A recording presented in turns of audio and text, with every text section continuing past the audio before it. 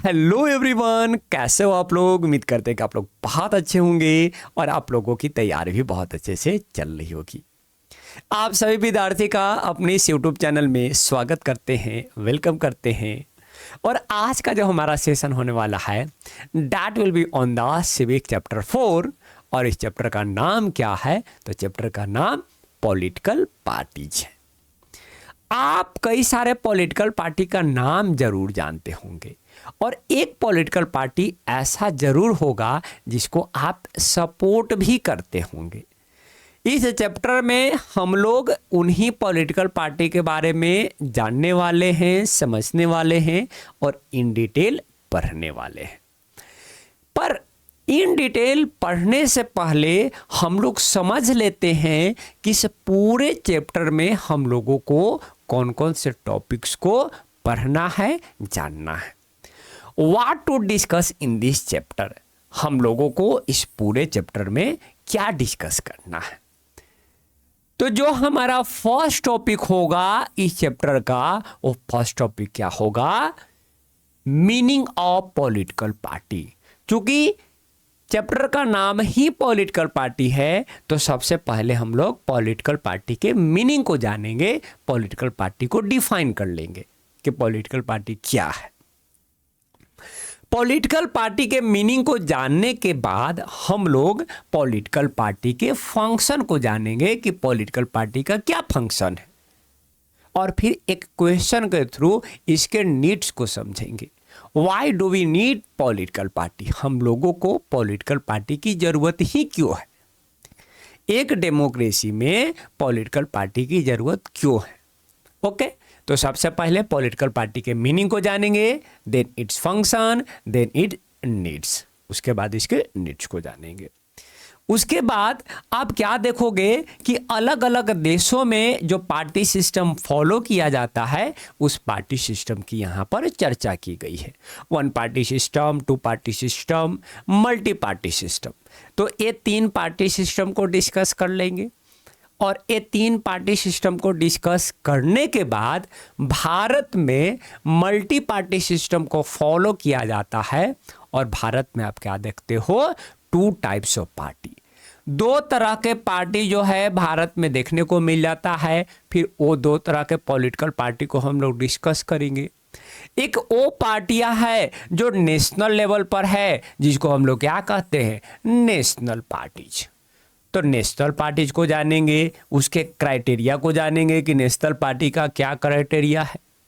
और फिर जो 6 नेशनल पार्टी आपके बुक में दिए गए हैं उन 6 नेशनल पार्टी के फॉर्मेशन को जानेंगे कि उसकी फॉर्मेशन कब हुई, उसके लीडर कौन थे या कौन हैं, उसके बाद उस पार्टी की विचारधारा क्या है, उस पार्टी की आइडियोलॉजी क्या है।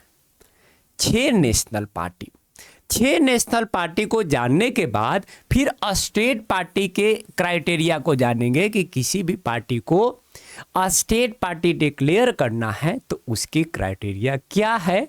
और कई सारे जो स्टेट पार्टी आपके बुक में दिए गए हैं, बस नाम दिया गया है, आप उस नाम को देख लीजिएगा। स्टेट पार्टी को इन डिटेल आपके बुक में डिस्कस नहीं किया गया। कभी कभार ऑब्जेक्टिव में कुछ स्टेट पार्टी से जुड़ा हुआ क्वेश्चन पूछ दिया जाता है कि स्टेट पार्टी किस स्टेट से बिलोंग करता है। तो मैप को देख लीजिएगा, जो मैप आपके बुक में दिया हुआ है, और थोड़ा बहुत याद कर लीजिएगा। एक करने के बाद जो लास्ट में जो 2 टॉपिक है, जो मोस्ट इंपॉर्टेंट टॉपिक है, पॉलिटिकल पार्टी के रिगार्डिंग चैलेंजेस को देखेंगे कि what are the challenges against political party. Political party में क्या क्या चैलेंजेस है, क्या क्या कमियां हैं, क्या क्या डिमेरिट्स है, और फिर वो जो डिमेरिट्स है उस डिमेरिट्स को हम लोग कैसे रिफॉर्म कर सकते हैं, कैसे उस डिमेरिट्स में कैसे उस कमी को सुधार सकते हैं। सुप्रीम कोर्ट का क्या कहना है उस कमी को सुधारने के लिए, और उसके साथ साथ पार्लियामेंट के द्वारा कौन कौन से रूल्स और रेगुलेशन बनाए गए हैं ताकि पॉलिटिकल पार्टी में सुधार किया जाए। और इसी के साथ ये चैप्टर हमारा क्या हो जाएगा? कंप्लीट हो जाएगा। तो ज़्यादा टॉपिक इस चैप्टर में हम लोगों को पढ़ना नहीं है, और ये चैप्टर भी बिल्कुल इजी चैप्टर है, आसान चैप्टर है, और क्वेश्चन अच्छे खासे इस चैप्टर से पूछ दिए जाते हैं। तो हंसते खेलते हम लोग इस चैप्टर को बहुत ही अच्छे से डिस्कस कर लेंगे। ओके, अब चलो हम लोग चैप्टर की शुरुआत करते हैं। चलो बच्चों, यहाँ से हम लोग उस टॉपिक की शुरुआत करते हैं जो टॉपिक आपके बुक में दिया हुआ है। ठीक है, जो फर्स्ट पॉइंट है यहाँ पर, फर्स्ट पॉइंट क्या है? Political party are really one of the most visible institution in democracy. Democracy में सबसे ज़्यादा दिखने वाला जो इंस्टीट्यूशन है वो इंस्टीट्यूशन पॉलिटिकल पार्टी है। आपको भी कई सारे पॉलिटिकल पार्टी का नाम पता होगा, मुझे भी कई सारे पॉलिटिकल पार्टी का नाम पता है। ऐसा इसलिए है क्योंकि पॉलिटिकल पार्टी क्लियरली डेमोक्रेसी में दिखता है, क्लियरली दिखता है डेमोक्रेसी में पॉलिटिकल पार्टी। और एक ऑर्डिनरी सिटीजन के लिए, जो एक सामान्य व्यक्ति है, सामान्य व्यक्ति के लिए democracy is just equivalent to the political party. उनके लिए डेमोक्रेसी का मतलब पॉलिटिकल पार्टी ही है। एक सामान्य व्यक्ति के लिए उसको क्या पता कि डेमोक्रेसी के फीचर क्या हैं, लेजिस्लेटिव क्या है, एग्जीक्यूटिव क्या है, जुडिशरी क्या है, ये सब चीज़ें तो एक सामान्य व्यक्ति को पता नहीं होता है। उनके लिए डेमोक्रेसी का मतलब क्या है? Political party. इस चीज़ को अगर और बेहतर वे से समझना चाहते हो तो आप क्या करो, कंट्री के रिमोट पार्ट्स में ट्रेवल करो। देश के जो दूर दराज जो रीजन है, गांव वाले जो एरिया हैं, वहाँ पर जाइए, घूमने जाइए। जाकर वहाँ पर लेस एजुकेटेड पीपल से बात करिए, वैसे लोगों से बात करिए जो थोड़ा कम पढ़े लिखे हो। उनसे कुछ कॉन्स्टिट्यूशन के बारे में पूछिए कि भाई कॉन्स्टिट्यूशन का डिफिनेशन क्या है, कॉन्स्टिट्यूशन में कितने आर्टिकल्स है, फंडामेंटल राइट कहाँ दिया हुआ है। उनसे नेचर ऑफ गवर्नमेंट के बारे में पूछिए कि पार्लियामेंट्री फॉर्म ऑफ गवर्नमेंट क्या होता है, प्रेसिडेंशियल फॉर्म ऑफ गवर्नमेंट क्या होता है। उनको कुछ नहीं पता होगा। लेकिन जैसे ही उनसे पॉलिटिकल पार्टी के बारे में आप पूछोगे, पॉलिटिकल पार्टी पर आप बात करोगे, तो उनको कई सारे पॉलिटिकल पार्टी का नाम पता होगा। और वो कई सारे पॉलिटिकल पार्टी को जनरली क्रिटिसाइज करते हैं, निंदा करते हैं, ब्लेम करते हैं, क्योंकि उनको लगता है कि उनके साथ जो भी गलत हुआ है, उनकी जो भी समस्याएं हैं, उनको लगता है कि उन समस्याओं के लिए कौन जिम्मेवार है? पॉलिटिकल पार्टी जिम्मेवार है। यहाँ पर बोला गया कि गांव के जो लोग हैं, गांव के लोग पॉलिटिकल पार्टी को जानते हैं, पॉलिटिकल पार्टी को क्रिटिसाइज करते हैं, ब्लेम करते हैं, क्योंकि उनको लगता है कि उनकी स्थिति अगर इस तरह से है तो उस स्थिति के लिए जिम्मेवार कौन है? पॉलिटिकल पार्टी है। अगर उनको जॉब नहीं मिल पा रहा, या फिर उनकी घरों के आसपास जो गली नली है वो नहीं बना हुआ है, या उनको घर ही नहीं बना हुआ है, तो ऐसा इसलिए हो रहा है क्योंकि पॉलिटिकल पार्टी उनको उस तरह से योजनाओं का लाभ नहीं दे पा रहा है। इसलिए वो पॉलिटिकल पार्टी की बुराई करते हैं। ये बात आपके बुक में जो है कि लिखा गया है। उसके साथ साथ वहाँ पर एक क्वेश्चन भी पूछा गया है, बहुत ही इंपॉर्टेंट क्वेश्चन पूछा गया है कि अगर इस तरह की मानसिकता है लोगों का, तो भाई हम लोगों को पॉलिटिकल पार्टी की जरूरत ही क्यों है? Why do we need political party? Why? अगर इतनी समस्या है एक पॉलिटिकल पार्टी के कारण या एक पॉलिटिकल पार्टी से, तो फिर हम लोगों को पॉलिटिकल पार्टी क्यों चाहिए? और आपके बुक में वहां पर आंसर नहीं किया गया है। उसके बाद पॉलिटिकल पार्टी के मीनिंग को बताया गया कि पॉलिटिकल पार्टी का मीनिंग क्या है और पॉलिटिकल पार्टी का फंक्शन क्या है। उसके बाद इस क्वेश्चन का आंसर किया गया है, तो हम लोग भी वैसे ही समझेंगे। इसके बाद हम लोग पॉलिटिकल पार्टी के मीनिंग को जान लेते हैं कि पॉलिटिकल पार्टी का मीनिंग क्या है, पॉलिटिकल पार्टी का फंक्शन क्या है। उसके बाद उस क्वेश्चन को करेंगे, why do we need political party? हम लोगों को पॉलिटिकल पार्टी की आवश्यकता क्यों है? मीनिंग को जान लेते हैं, पॉलिटिकल पार्टी का क्या मीनिंग है। What do mean by political party? क्या बोला गया कि political party is a group of people who come together to contest election and hold power in the government. एक पॉलिटिकल पार्टी क्या है? तो पॉलिटिकल पार्टी लोगों का समूह है। पॉलिटिकल पार्टी क्या है? तो पॉलिटिकल पार्टी लोगों का समूह है। और ये जो बहुत सारे लोग जो साथ आ रहे हैं, साथ आने का उनका उद्देश्य क्या है? तो उद्देश्य है इलेक्शन में कंटेस्ट करना, इलेक्शन में पार्टिसिपेट करना, ताकि वो सरकार बना सके, सत्ता हासिल कर सके, उनको गवर्नमेंट में पावर मिल सके। फिर से एक बार रिपीट करते हैं, पॉलिटिकल पार्टी लोगों का समूह है। ये लोग साथ इसलिए आते हैं ताकि चुनाव में पार्टिसिपेट कर सके और सरकार बना सके, और सरकार बनाकर सत्ता हासिल करे, पावर को वो हासिल करे। इसके साथ साथ एक पॉलिटिकल पार्टी के पास कुछ पॉलिसीज होता है और कुछ प्रोग्राम्स होता है सोसाइटी को लेकर। तो साधारण सी बात है कि अगर इलेक्शन में वो पार्टिसिपेट करेंगे तो उनको तो बताना होगा समाज को कि भाई उनकी क्या योजनाएं हैं, अगर उनकी सरकार बनती है तो क्या क्या बदलाव जो है वो समाज में करेंगे। तो सोसाइटी को लेकर, समाज को लेकर उनके पास कुछ योजनाएं भी होती है। ओके, उसके बाद एक पॉलिटिकल पार्टी में कितने कंपोनेंट होते हैं? तो 3 कंपोनेंट होते हैं। एक पॉलिटिकल पार्टी में 3 कंपोनेंट होता है, leaders, active members and follower. These are 3 component of a political party. Bharat के कोई भी पॉलिटिकल पार्टी है उसमें 3 कंपोनेंट देखने को मिल जाएगा। पहला, लीडर। एक पॉलिटिकल पार्टी में कई सारे लीडर होते हैं। देखिए मोदी जी क्या हैं? बीजेपी के लीडर हैं। राहुल गांधी जी किसके लीडर है? कांग्रेस के लीडर है। एक्टिव मेंबर, तो समाज में कुछ लोग ऐसे होते हैं जो पार्टी के थोड़ा क्लोज होते हैं।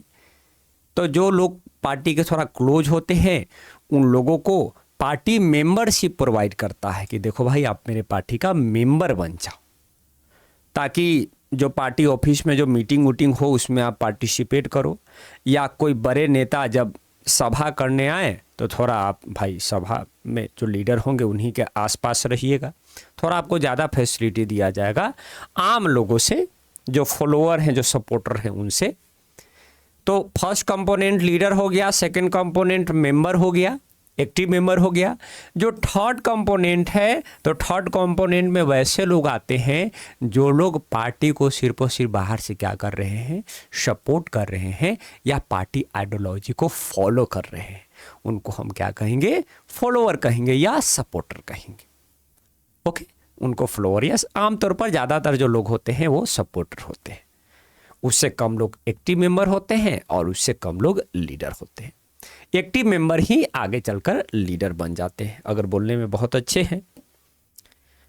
एक्टिव मेंबर अगर बोलने में बहुत अच्छे हैं, ओरिजिनल बात बोल रहे हैं, तो उनको लीडर भी बना दिया जाता है। ठीक है, ये तो हो गया पॉलिटिकल पार्टी का मीनिंग। अब चलो पॉलिटिकल पार्टी के फंक्शन को जान लेते हैं। आपके बुक में टोटल 7 फंक्शन दिया गया है, ठीक है ना? 5 फंक्शन और 2 फंक्शन इसके बाद।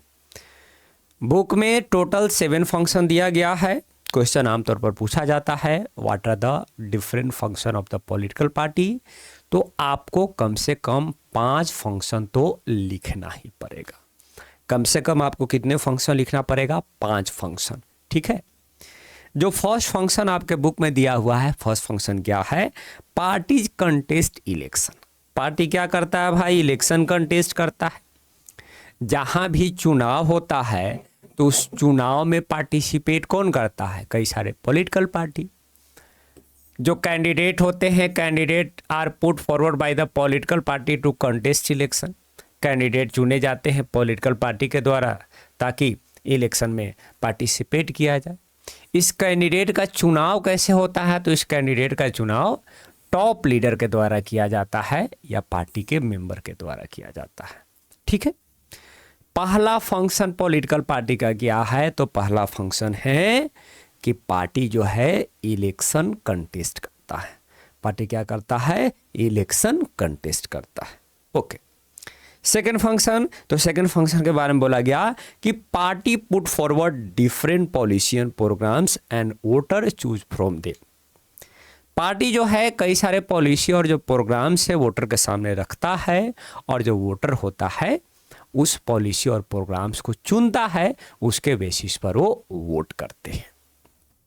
मैंने एक पॉलिटिकल पार्टी का काम दूसरा ये है कि कई सारे पॉलिसी और प्रोग्राम वोटर के सामने रखना, और जो वोटर है उन पॉलिसी और प्रोग्राम के बेसिस पर वो अपना मनपसंद पार्टी को चुनाव करेंगे। ठीक है। थर्ड फंक्शन के बारे में बोला गया कि party play a decisive role, major role in making laws for the country. देश के लिए नियम कानून बनाना है तो देश के लिए नियम कानून बनाने के लिए पार्टी का एक इम्पॉर्टेंट रोल होता है, क्योंकि जो कानून होता है, कानून कहाँ पर बनता है? लेजिस्लेटिव असेंबली में बनेगा, राज्यों में, या देश के लेवल पर कानून बन रहा है तो पार्लियामेंट में बनेगा। तो कानून को डिबेट, डिस्कस और पास किसके द्वारा किया जाता है? पॉलिटिकल पार्टी के द्वारा ही तो किया जाता है। पॉलिटिकल पार्टी के ही जो लीडर्स होते हैं वो क्या करते हैं? कानून पर डिबेट करते हैं, डिस्कस करते हैं और फिर उसको पास करते हैं। मतलब देश के लिए अगर कानून बन रहा है तो कानून को बनाने में एक जो मेजर रोल प्ले करते हैं, वो मेजर रोल प्ले कौन करते हैं? पॉलिटिकल पार्टी करते हैं। फोर्थ फंक्शन क्या है? तो party form and run the government. Party जो है, पार्टी सरकार बनाता भी है और सरकार को चलाता भी है। सबसे पहले पार्टी सरकार बनाएगा और सरकार बनाने के बाद उस सरकार को 5 साल चलाएगा, या उससे पहले भी सरकार खत्म हो सकता है तो अलग बात हो। लेकिन आमतौर पर बोला गया कि पार्टी का काम सरकार बनाना भी है, सरकार चलाना भी है, और जो मेजर डिसीजन है वो पॉलिटिकल एग्जीक्यूटिव के द्वारा ही लिया जाता है, जो एक किसी पॉलिटिकल पार्टी से ही बिलोंग करते हैं। ठीक है। फोर्थ फंक्शन यही है कि party form the government and run the government. Party का काम सरकार बनाना है और सरकार चलाना है। ये हो गया फोर्थ फंक्शन। फिफ्थ फंक्शन, तो वैसे पार्टी जो सरकार बना नहीं पाते हैं, चला नहीं पाते हैं, वो पार्टी क्या करते हैं? ऑपोजिशन का रोल प्ले करते हैं। किसका रोल प्ले करते हैं? ऑपोजिशन का रोल प्ले करते हैं। जो पार्टी इलेक्शन में हार गए उनका रोल है कि ऑपोजिशन का रोल प्ले करना भाई। मतलब सरकार के द्वारा जो भी पॉलिसीज बनाया जाएगा उन पॉलिसीज में देखना कि क्या कमी है और उन कमियों को लोगों के सामने बताना कि देखिए भाई इस पॉलिसी में एक कमी है। ओके। तो कई सारे जो पार्टी हैं ऑपोजिशन का भी रोल प्ले करते हैं। सेंट्रल लेवल पर अभी जो पार्लियामेंट है, लोकसभा है, लोकसभा में जो ऑपोजिशन पार्टी है, opposition party Indian National Congress मतलब कांग्रेस है। और सेंट्रल लेवल पर जो सरकार है, सरकार किसका है? तो सरकार एनडीए का है मतलब बीजेपी का है। सेंट्रल लेवल पर पार्लियामेंट में, लोकसभा में जो है सरकार बीजेपी का है। सरकार बीजेपी ने सरकार को बनाया है और वो सरकार को चला भी रहा है। चलो भाई ये सब तो ठीक है। 5 फंक्शन को आप डिट्टो याद रखना। छठे फंक्शन की तरफ हम लोग बढ़ते हैं। ये पांचों फंक्शन बिल्कुल आसान है। छठे फंक्शन की तरफ बढ़ते हैं। छठे फंक्शन में क्या दिया हुआ है? Party shape public opinion. जो एक पब्लिक ओपिनियन है, आपका जो ओपिनियन है, आम लोगों का, जो आम नागरिक का जो ओपिनियन है, विचार है, उस विचार को शेप देने का काम एक पॉलिटिकल पार्टी करता है। जैसे बहुत सारे गरीब लोग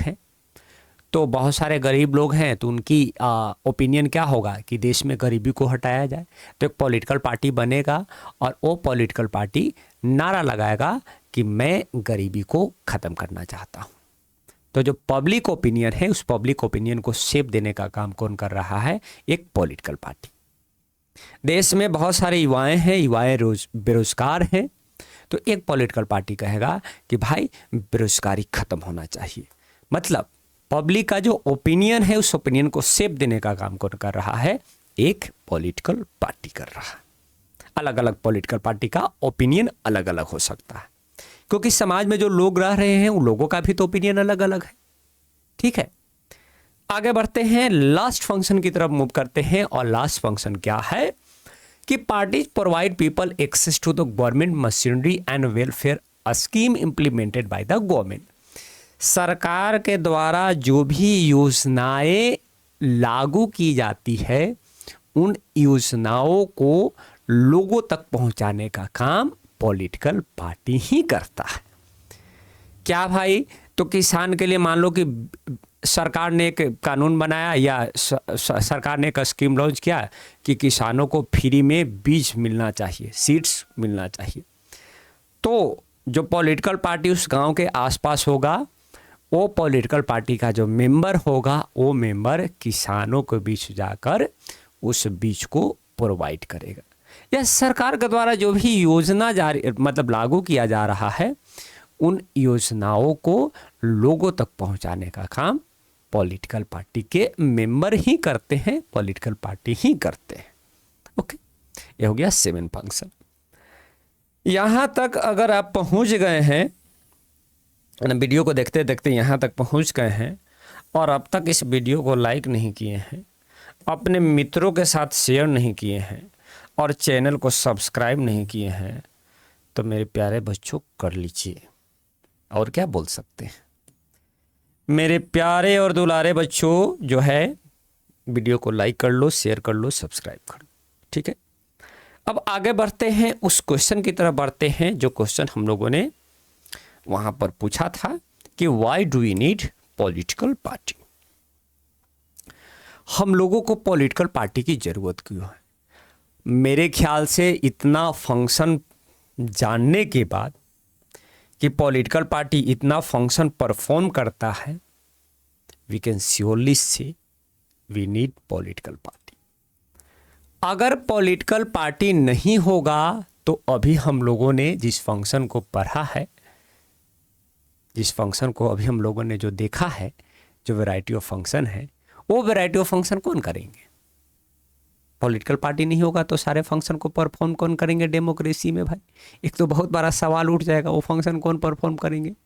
तो उन फंक्शन को परफॉर्म करने के लिए पॉलिटिकल पार्टी का होना बेहद ज़्यादा जरूरी है। ठीक है, उसके बाद एक सिचुएशन दिया गया है आपके बुक में कि इमेजिन करते हैं, कल्पना करते हैं कि एक देश है जिस देश में डेमोक्रेसी है, लेकिन उस डेमोक्रेटिक कंट्री में कोई भी पॉलिटिकल पार्टी नहीं है। हम लोग इमेजिन करते हैं, ठीक है, कि एक देश है, उस देश में पॉलिटिकल पार्टी नहीं है। तब क्या होगा भाई? तो तब ये होगा कि जो चुनाव होंगे, लोकसभा का मान लीजिए कि भारत में चुनाव हो रहा है और इस चुनाव में जितने भी जो कॉन्स्टिट्यूएंसी बना हुआ है, लोकसभा के लिए कॉन्स्टिट्यूएंसी कितने बने हुए हैं? 543। तो इस चुनाव में जितने भी कैंडिडेट होंगे, सारे कैंडिडेट क्या होंगे? इंडिपेंडेंट होंगे, वो किसी पॉलिटिकल पार्टी से जुड़े हुए नहीं रहेंगे, क्योंकि पॉलिटिकल पार्टी है ही नहीं। अब चूंकि कोई पॉलिटिकल पार्टी नहीं है, सारा कैंडिडेट इंडिपेंडेंट है, तो कोई भी कैंडिडेट एक बहुत बड़ा प्रोमिस नहीं कर सकता, वादा नहीं कर सकता है। मान लो कि कोई कैंडिडेट इस कॉन्स्टिट्यूएंसी से चुना जा रहा, तो कैसे कहेगा कि हम पूरे देश के लिए बदलाव कर देंगे? भाई तुमको चुना गया है इस कॉन्स्टिट्यूएंसी से, तो तुम जो भी करोगे इसी कॉन्स्टिट्यूएंसी के लिए ना करोगे, पूरे देश के लिए तो कुछ कर नहीं सकते हो।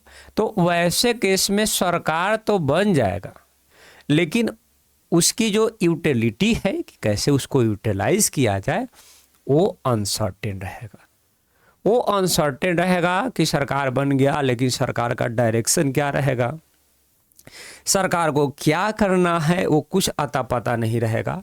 क्योंकि जो भी इलेक्टेड रिप्रेजेंटेटिव है, जिन रिप्रेजेंटेटिव को चुना गया है, वो रिप्रेजेंटेटिव सिर्फ और सिर्फ अपने कॉन्स्टिट्यूएंसी के लिए ही अकाउंटेबल होंगे, क्योंकि उनको यहाँ के इस कॉन्स्टिट्यूएंसी के लोगों ने ही चुना है भाई इस लीडर को। तो उनको क्या मतलब है कि देश के दूसरे हिस्से में क्या हो ना हो, वो इनके लिए जवाबदेही होंगे, उनके लिए काम करेंगे, इस पार्टिकुलर रीजन के लिए काम करेंगे, पूरे देश के लिए काम नहीं करेंगे। तो यहाँ पर सिचुएशन गड़बड़ हो जाएगा। यहाँ पर सिचुएशन क्या हो जाएगा? बिना पॉलिटिकल पार्टी के बिना गड़बड़ हो जाएगा। ये बात हो गया। दूसरा क्या है भाई? तो नॉन पार्टी सिस्टम हम लोगों को पंचायत का जब इलेक्शन होता है तो पंचायत में देखने को मिलता है। जो पंचायत का इलेक्शन होता है वहाँ पर पॉलिटिकल पार्टी पार्टिसिपेट नहीं करता है। तो वहाँ पर आप क्या देखते हो कि जो गांव होता है, गांव स्प्लिट हो जाता है कई सारे ग्रुप में। गांव में ग्रुप बन गया, एक कैंडिडेट के सपोर्ट में उधर ग्रुप बना हुआ है, दूसरे कैंडिडेट के सपोर्ट में उधर ग्रुप बना हुआ है। मतलब गांव में कई सारे समूह बन गया, गांव का डिवीजन हो गया क्योंकि वहाँ पर पॉलिटिकल पार्टी पार्टिसिपेट नहीं कर रहा है। गांव में जो एक यूनिटी होना चाहिए, एकता होना चाहिए, वो एकता खत्म हो जाता है। ठीक है, ये हो गया एक और रीजन। ठीक है, इसलिए पॉलिटिकल पार्टी का होना बेहद ज़्यादा जरूरी है। उसके बाद जो पॉलिटिकल पार्टी का जो राइज हुआ है, इतना तेज़ी से जो पॉलिटिकल पार्टी वर्ल्ड के अलग अलग डेमोक्रेटिक कंट्री में जो बढ़े हैं, या हमारे देश में जो इतना तेज़ी से पॉलिटिकल पार्टी इंक्रीज हो रहा है, उसके पीछे का कारण क्या है? Representative democracy. हमारे देश में डायरेक्ट डेमोक्रेसी नहीं है, इनडायरेक्ट डेमोक्रेसी है। इनडायरेक्ट डेमोक्रेसी को रिप्रेजेंटेटिव डेमोक्रेसी भी कहते हैं। इनडायरेक्ट डेमोक्रेसी में जो लोग होते हैं, लोग रिप्रेजेंटेटिव को चुनते हैं। तो पॉलिटिकल पार्टी का राइज इसीलिए हो रहा है क्योंकि ज़्यादातर देशों में रिप्रेजेंटेटिव डेमोक्रेसी है। और हम लोगों ने देखा है कि एक लार्ज सोसाइटी के लिए जो है रिप्रेजेंटेटिव डेमोक्रेसी बेहद ज़्यादा ज़रूरी है। एक समाज जो बहुत बड़ा है, वहाँ पर लोग बहुत ज़्यादा हैं, तो डायरेक्ट डेमोक्रेसी के थ्रू तो वहाँ पर रूल नहीं किया जा सकता। डायरेक्ट डेमोक्रेसी में क्या होता है कि सभी लोग साथ आते हैं और जो भी फैसला होता है वो साथ मिलकर करते हैं। अब मान लीजिए कि कोई देश है जिस देश का पॉपुलेशन बहुत कम है, लगभग 10,000 पॉपुलेशन है, तो कहीं पर आ गए और वो लोग मीटिंग कर लिए और डिसाइड कर लिए कि इस देश में ये होना चाहिए। लेकिन जिस देश का पॉपुलेशन 140 करोड़ है, उन सभी लोगों को साथ में कहाँ पर लाइएगा? क्या पटना के गांधी मैदान में सभी लोग आ पाएंगे, या दिल्ली के रामलीला मैदान में सभी लोग आ पाएंगे? नहीं आ पाएंगे। तो वैसे देश जो है रिप्रेजेंटेटिव डेमोक्रेसी को फॉलो करते हैं, और रिप्रेजेंटेटिव डेमोक्रेसी में पॉलिटिकल पार्टी का होना बेहद ज़्यादा ज़रूरी है। क्योंकि सोसाइटी को, क्योंकि समाज को एक मैकेनिज्म चाहिए ताकि वो गवर्नमेंट को या तो सपोर्ट कर सके या तो अपोज कर सके। रिप्रेजेंटेटिव डेमोक्रेसी में सोसाइटी को क्या चाहिए? एक मैकेनिज्म चाहिए। किसके लिए मैकेनिज्म चाहिए? गवर्नमेंट को सपोर्ट करने के लिए या गवर्नमेंट को अपोज करने के लिए। और जो पॉलिटिकल पार्टी है, पॉलिटिकल पार्टी इस नीड को पूरा करता है। चाहे सरकार को सपोर्ट करना है तो पॉलिटिकल पार्टी के थ्रू लोग सपोर्ट करते हैं, और अगर सरकार का विरोध करना है तो एक पॉलिटिकल पार्टी के थ्रू लोग सरकार को विरोध भी करते हैं। ओके, ये हो गया नीड, कि हम लोगों को पॉलिटिकल पार्टी का नीड क्यों है। ठीक है, तो अब तक हम लोगों ने क्या क्या पढ़ा है, एक बार चीज़ों को थोड़ा समराइज कर लेते हैं, उसके बाद नेक्स्ट टॉपिक की ओर मूव करेंगे। हम लोगों ने जाना कि पॉलिटिकल पार्टी का मीनिंग क्या है, what do you mean by political party. फिर हम लोगों ने पॉलिटिकल पार्टी के 7 फंक्शन को जाना, और उसके बाद हम लोगों ने जाना और समझा कि हम लोगों को पॉलिटिकल पार्टी की ज़रूरत क्यों है। अभी तक तो 3 ही टॉपिक पढ़ाए हैं, और जो ये 3 टॉपिक पढ़ाए हैं उससे जुड़ा हुआ जो भी पॉइंट है मेरे ख्याल से आपको अच्छे से याद हो गया होगा। अब नेक्स्ट टॉपिक की हम लोग मूव करते हैं। ओके,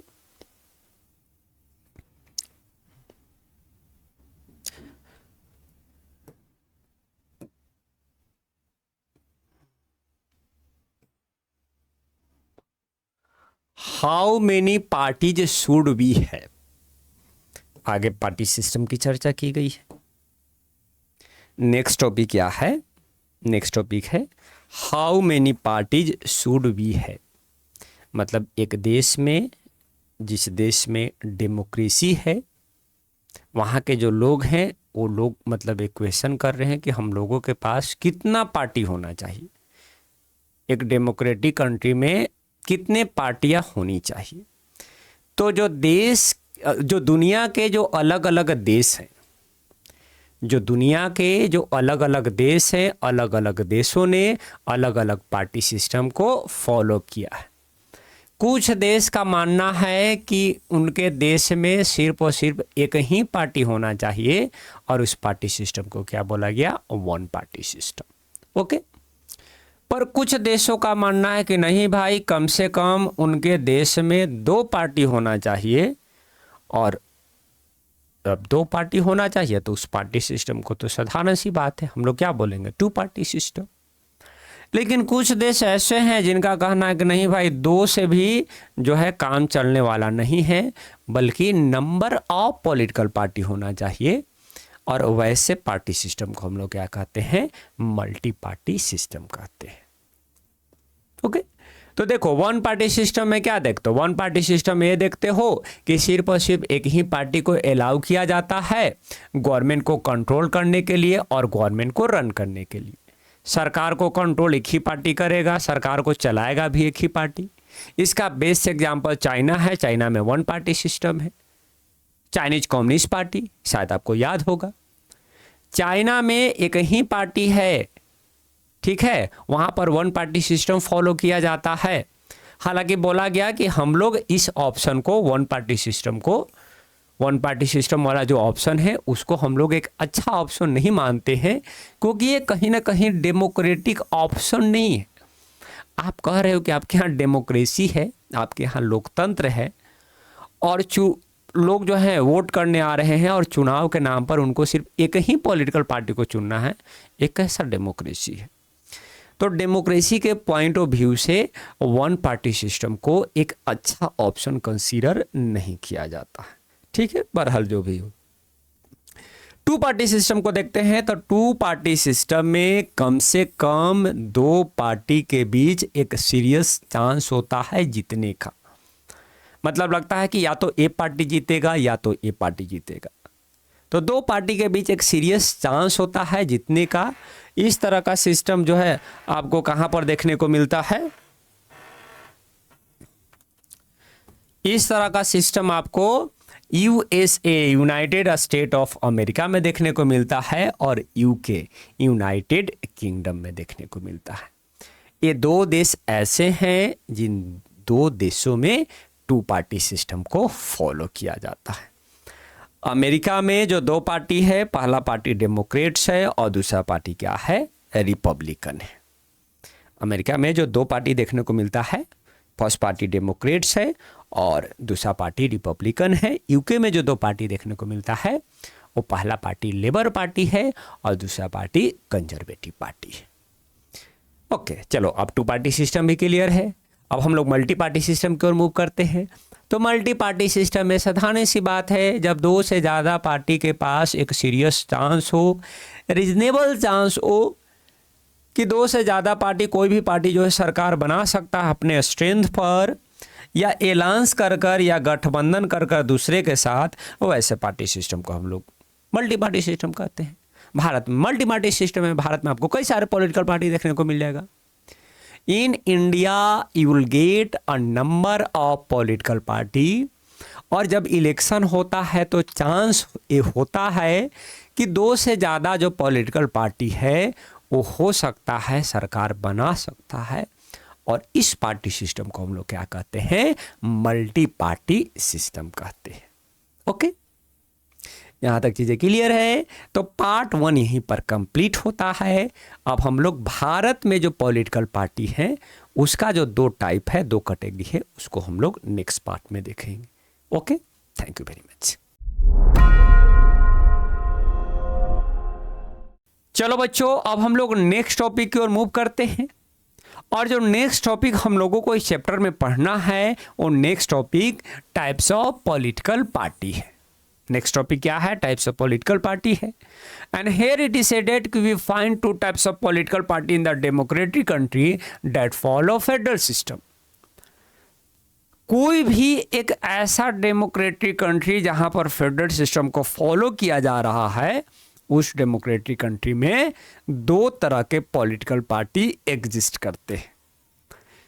जो फर्स्ट कैटेगरी होता है, फर्स्ट कैटेगरी स्टेट पार्टी का होता है, और सेकंड कैटेगरी नेशनल पार्टी का होता है। स्टेट पार्टी वैसे पार्टी को बोला जाएगा जिसका प्रेजेंस सिर्फ और सिर्फ एक फेडरल यूनिट में होगा, सिर्फ और सिर्फ एक स्टेट में होगा, सिर्फ और सिर्फ एक राज्य में होगा। दूसरी तरफ नेशनल पार्टी वैसे पार्टी को बोला जाएगा जिसका प्रेजेंस लगभग सारे राज्यों में होगा। अगर किसी एक पार्टी का प्रेजेंस सभी राज्य में है तो उस पार्टी को नेशनल पार्टी बोल देंगे, जिसका प्रेजेंस सिर्फ एक राज्य में है तो उसको स्टेट पार्टी बोल दिया जाएगा।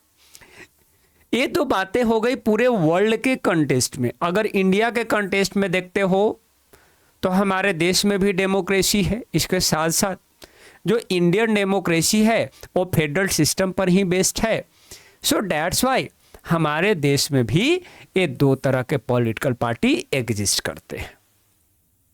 इसके साथ साथ हमारे देश में जितनी भी पॉलिटिकल पार्टी है, सारे पॉलिटिकल पार्टी को must have to register with the election commission. जितनी भी पॉलिटिकल पार्टी है, सारे पॉलिटिकल पार्टी को रजिस्ट्रेशन करवाना होता है। रजिस्ट्रेशन कहाँ पर करवाना होता है? तो इलेक्शन कमीशन के पास रजिस्ट्रेशन करवाना होता है। एक ऐसा कमीशन जो चुनाव संबंधित कामों को परफॉर्म करता है। उसके बाद बोला गया कि जो इलेक्शन कमीशन है, election commission treats all party equally. Election commission सारे पॉलिटिकल पार्टी को इक्वली ट्रीट करता है। लेकिन ये जो इलेक्शन कमीशन है, वैसे पार्टी जो पार्टी लार्ज है, एस्टेब्लिश है, उस पॉलिटिकल पार्टी को स्पेशल फैसिलिटी कुछ प्रोवाइड करता है। कुछ विशेष तरह की सुविधाएं ये इलेक्शन कमीशन वैसे पॉलिटिकल पार्टी को प्रोवाइड करता है जो पॉलिटिकल पार्टी लार्ज और एस्टेब्लिश्ड है। जो क्या है? लार्ज और एस्टेब्लिश्ड है। जैसे कि यहाँ पर बोला गया कि this party are given unique symbol. इस पार्टी को एक खास तरह के चिन्ह प्रोवाइड किया जाता है, और जो उस पार्टी के जो ऑफिशियल कैंडिडेट हैं, ऑफिशियल कैंडिडेट इस सिंबल का यूज कर सकते हैं। अगर समाज में कहीं भी भ्रमण कर रहे हैं, देश में कहीं भी भ्रमण कर रहे हैं, आ रहे हैं, जा रहे हैं, तो वो उस पार्टी के सिंबल का इस्तेमाल कर सकते हैं। उनके लिए अलाउ है, ठीक है ना। उसके बाद बोला गया कि party that get such privileges. जिन पार्टी को इस तरह की जो विशेषाधिकार मिलता है, इस तरह की जो सुविधा मिलता है, ये सुविधा कब मिलता है? ये सुविधा तब मिलता है जब इलेक्शन कमीशन इस पार्टी को रिकॉग्नाइज करता है। इलेक्शन कमीशन पहले देखता है कि पार्टी लार्ज है या नहीं, एस्टेब्लिश है या नहीं, उसके बाद ये सुविधा प्रोवाइड करता है। ये कारण है कि इस पॉलिटिकल पार्टी को रिकॉग्नाइज पॉलिटिकल पार्टी भी बोल दिया जाता है। So that's why this large and establish party are also known as recognise political party, क्योंकि इलेक्शन कमीशन ये सुविधाएं रिकॉग्नाइज करने के बाद ही प्रोवाइड करता है। यहां तक मेरे ख्याल से आप लोगों को चीजें क्लियर हो गया। ये तो हो गया, ओवरऑल बातें हो गई। अब हम लोग अपने देश में देखते हैं, तो हमारे देश में कई सारे जो पार्टी हैं वो नेशनल पार्टी भी हैं, और हमारे देश में कई सारे जो पार्टी हैं वो स्टेट पार्टी भी है। अब हमारे देश में क्या क्राइटेरिया है किसी भी पॉलिटिकल पार्टी को नेशनल पार्टी डिक्लेयर करने के लिए? डिक्लेयर करने का काम तो इलेक्शन कमीशन ही करेगा। इलेक्शन कमीशन ही डिक्लेयर करेगा कि ये पार्टी नेशनल पार्टी है और ये पार्टी स्टेट पार्टी है। लेकिन इलेक्शन कमीशन ने कुछ क्राइटेरिया को जस्ट डिसाइड किया है कि अगर आप उस क्राइटेरिया को फुलफिल करते हो तो जो आपकी पार्टी होगी, आपकी पार्टी नेशनल पार्टी डिक्लेयर कर दिया जाएगा। तो क्या एलिजिबिलिटी है, क्या क्राइटेरिया है? तो देखिए, नेशनल पार्टी के लिए एलिजिबिलिटी को देख लेते हैं। क्या बोला गया कि एक ऐसा पार्टी जिस पार्टी को 6% वोट जो है वो लोकसभा के इलेक्शन में मिलता है। इंडियन पार्लियामेंट के 2 हाउसेस हैं। एक हाउसेस जो है उसको हम लोग लोकसभा कहते हैं, और दूसरे हाउसेस को हम लोग क्या कहते हैं? राज्यसभा कहते हैं, ठीक है। तो अगर लोकसभा का इलेक्शन हो रहा है और इस लोकसभा के इलेक्शन में अगर एक पार्टी को 6% वोट मिल जा रहा है, इसके साथ साथ लोकसभा का टोटल सीट कितना है? तो 543 सीट है।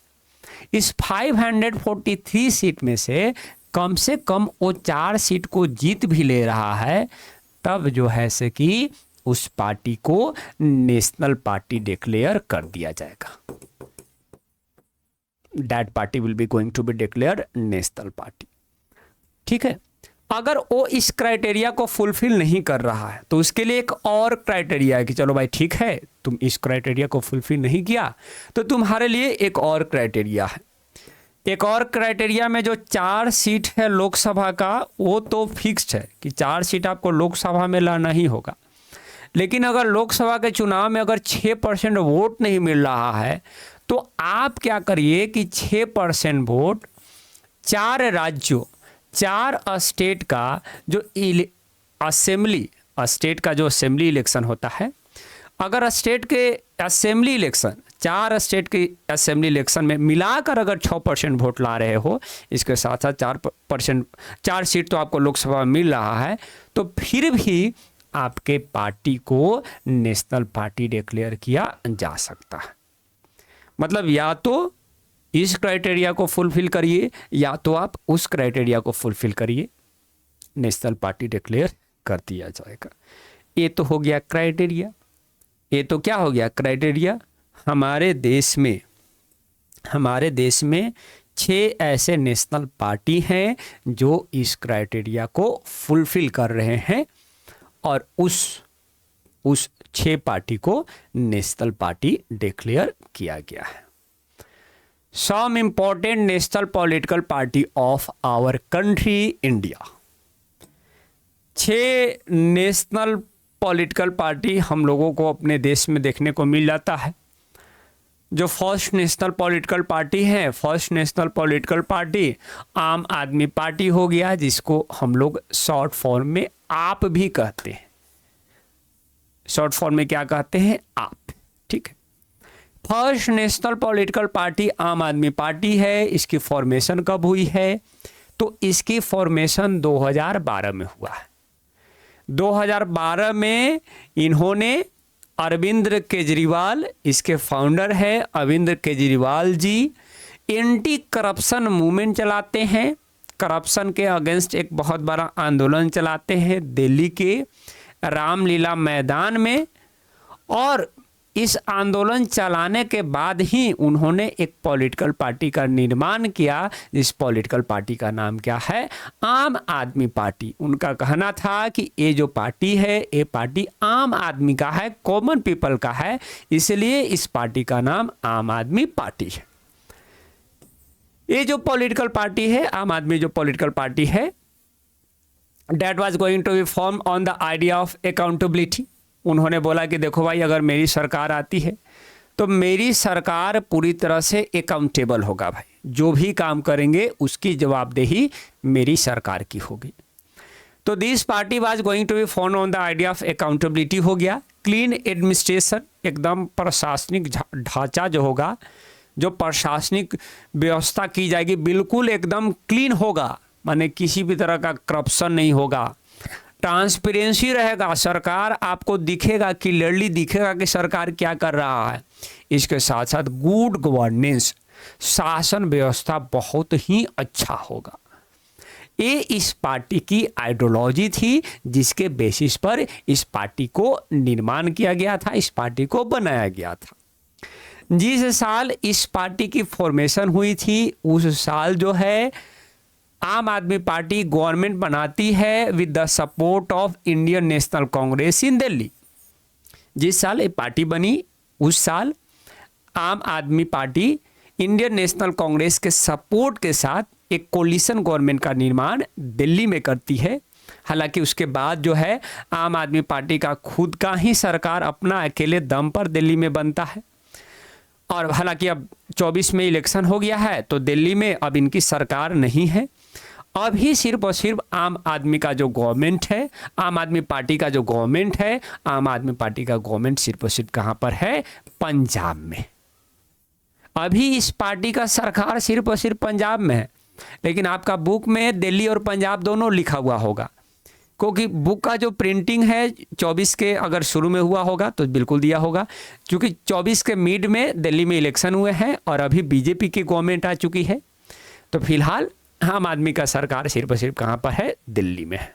ओके, ये हो गया first national political party. Second की ओर मूव करते हैं। सेकंड नेशनल पॉलिटिकल पार्टी का यहाँ पर नाम क्या है? बहुजन समाज पार्टी। बहुजन समाज पार्टी, जिसको शॉर्ट फॉर्म में हम लोग क्या कहते हैं? बीएसपी, बासपा। बीएसपी कह लीजिए, या हिंदी में इसको बासपा भी कह दिया जाता है। ठीक है। बहुजन समाज पार्टी की जो फाउंडेशन है, फाउंडेशन कब हुई है? तो 1984 में हुई है, under the leadership of Kanshi Ram. Kanshi Ram के नेतृत्व में, कांसी राम के लीडरशिप में, देखिए ये हैं मान्यवर श्री कांसी राम जी। इन्होंने बहुजन समाज पार्टी को बनाया। बहुजन समाज पार्टी का चुनाव चिन्ह हाथी है। देखिए हाथी दिख रहा होगा, हाथी मेरे साथी, एक मूवी भी है, देख लीजिएगा आप लोग। तो इस पॉलिटिकल पार्टी की जो निर्माण है 84 में हुआ है, किसके लीडरशिप में? कांसी राम। ठीक है। ये tries to represent and secure power for the Bahujan Samaj. इस पार्टी का मेन उद्देश्य क्या था भाई? इस पार्टी का मेन उद्देश्य यह था कि देखिए भाई, जो सरकार होना चाहिए, सरकार बहुजन समाज का होना चाहिए, उस समाज का होना चाहिए जिस समाज का जनसंख्या ज़्यादा है। बहुजन का मतलब मेजॉरिटी, बहुजन, जन मतलब लोग, बहु मतलब ज़्यादा, मतलब सरकार उस पार्टी की होनी चाहिए जिस समाज की जनसंख्या बहुत ज़्यादा है। इसमें किसको किसको इंक्लूड करते हैं? तो दलितों को इंक्लूड करते हैं भाई, कि बहुजन समाज में दलित आते हैं, आदिवासी आते हैं, ओबीसी आते हैं।